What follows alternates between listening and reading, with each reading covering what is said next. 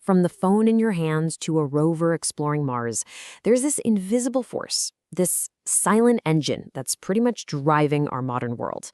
Today, we're going to pull back the curtain on that engine. We're talking about electrochemistry, the hidden power that shapes pretty much everything. Let's dive in. Okay, so take a look at this, the Mars rover. It's an incredible piece of tech, right? But think about it. How does it survive out there with no power outlets anywhere? Well, the secret is all in its batteries, and that is pure electrochemistry. But it's not just for fancy space missions. The very same science that keeps this rover exploring is what powers the remote control sitting on your coffee table. So in this explainer, we're going to uncover this amazing science that connects the vastness of space right down to the palm of your hand.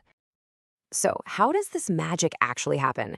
How do you go from a simple chemical reaction to a surge of actual electricity? Well, it all comes down to the electron, that tiny little particle that honestly fuels our entire modern world. Let's take a look at this electron engine and see how it really works. In a nutshell, electrochemistry is the science of turning chemical energy into electricity. And, well, doing the reverse, too. You can think of it like being a traffic cop for electrons. You're directing them where to go during these special kinds of reactions called redox reactions. Let's break that down. So picture it like a chemical dance. And it takes two to tango, right? One partner, in a process we call oxidation, gives away electrons. The other partner, through something called reduction, is right there to accept them. This constant exchange, this give and take of electrons, is the absolute heart of electrochemistry. Now, to actually harness this flow, we need a couple of key players. First up, you've got the anode. This is the giver in our little chemical dance. It's the spot where oxidation happens and where all those electrons are released, ready to start their journey.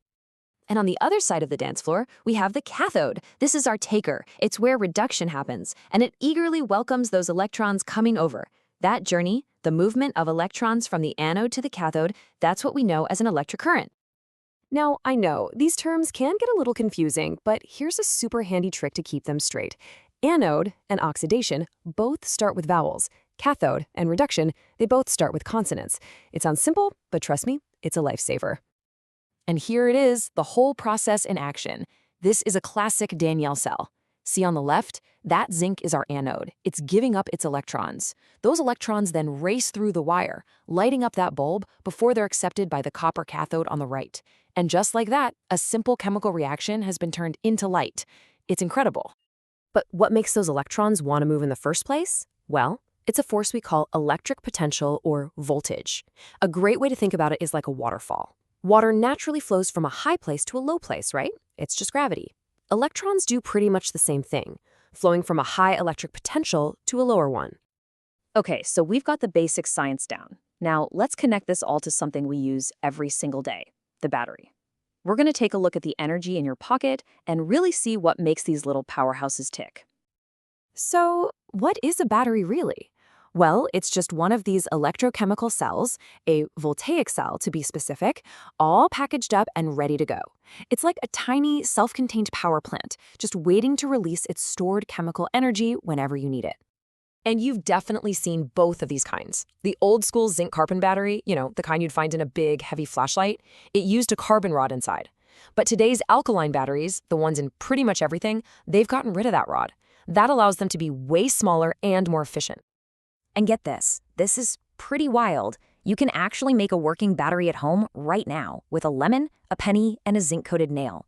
The acid in the lemon works as the electrolyte, and the two different metals do the rest. It's not going to power your laptop, but it's a perfect example of how this science is literally all around us. So, we've talked about all the amazing things electrochemistry can do for us. But there's a dark side. The same exact process that powers our world can also be incredibly destructive. I'm talking about rust. Let's get into the story of this very unwanted reaction. So what happens when one of these redox reactions just happens on its own out in the open? Well, you get a very common and very costly problem, corrosion. We all know it as rust, and it's a perfect, if unfortunate, example of electrochemistry running wild. And here's the recipe for that disaster. Rust is basically just an unwanted electrochemical cell setting up shop on a metal surface. The iron itself becomes the anode, oxygen in the air is the cathode, and just a little bit of water acts as the electrolyte. It's kind of a perfect chemical storm. But here's the really cool part. Since rust is an electrochemical problem, it makes sense that we can use electrochemistry to fight it. And we can, with this really clever technique called cathodic protection. It's a brilliant solution. The idea is actually genius. You attach a different metal, one that's more willing to corrode, like zinc, to the steel you want to protect. The zinc basically acts as a decoy. It says, hey, rust, over here, take me instead. It corrodes first, sacrificing itself to save the steel. This trick is used to protect everything from giant ship hulls to the entire Alaskan oil pipeline. All right, so we have seen how electrochemistry powers our world and even how it protects our critical infrastructure. Now, let's look to the future and see how this very same science is paving the way for the next generation of truly clean energy. You know, batteries are amazing, but eventually they run out of juice. So what if you could have a battery that never dies as long as you keep feeding it fuel? Well, that's the whole idea, the whole promise behind something called a fuel cell. The reaction inside a hydrogen fuel cell is just beautiful. It is the ultimate clean reaction. You take hydrogen as a fuel, you combine it with oxygen from the air, and you get electricity. And you know what the only byproduct is? The only thing that comes out the tailpipe? Pure water. That's it. It's so clean and efficient, it's no wonder the space program has been relying on it for decades. So when you stop and think about it, this simple flow of electrons is, well, it's everything. It powers the most ordinary things in our lives, and it powers the most extraordinary things, like our missions to other planets. It's just incredible. The big question for us now isn't if we can harness this power, but what we're going to choose to do with it next.